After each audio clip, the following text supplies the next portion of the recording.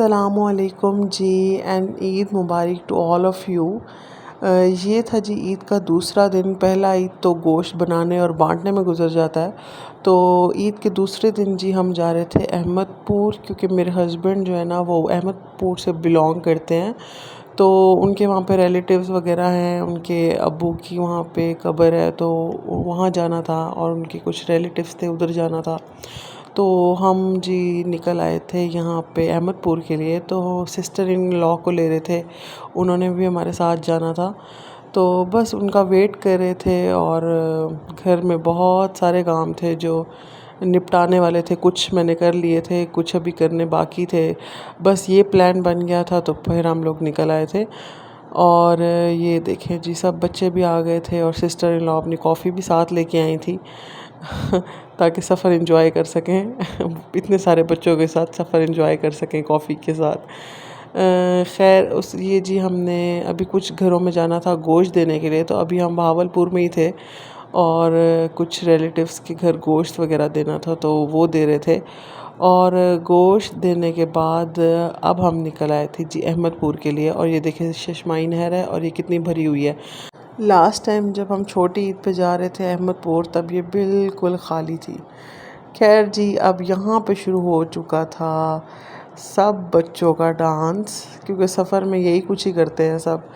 तो ये जी ज़ावियार साहब के एक्सप्रेशंस चेक करें, माशाल्लाह इसने कमाल कर दिया है।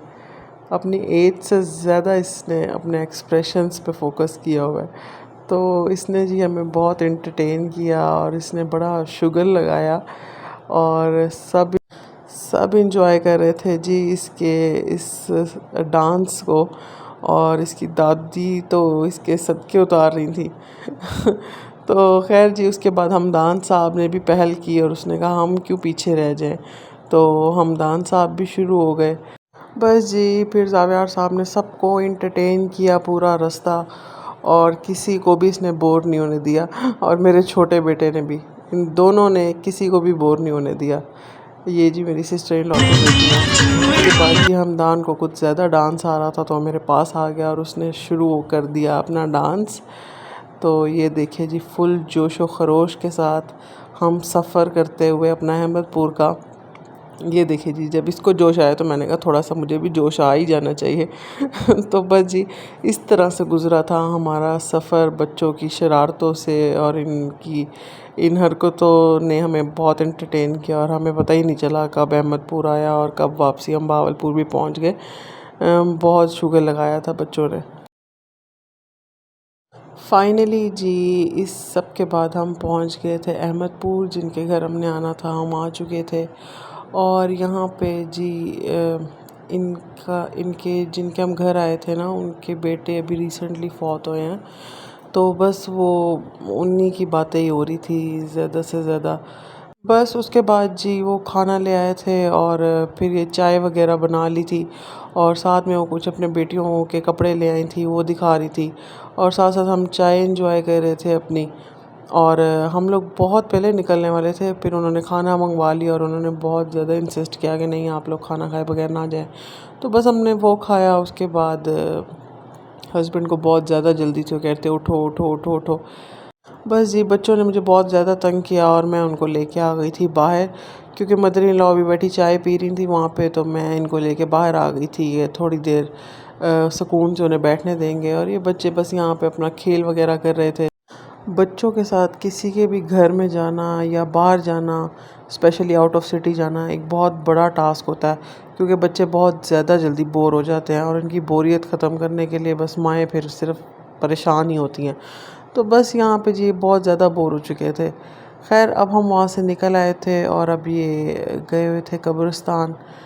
तो मेरे हस्बैंड भी गए हुए थे, मेरी सिस्टर इन लॉ भी, और बच्चे भी फिर पीछे से चले गए थे। बस यहाँ से निकलने के बाद हम अब बहावलपुर के लिए निकल आए थे और रास्ते में ना बहुत ज़्यादा आंधी शुरू हो गई थी।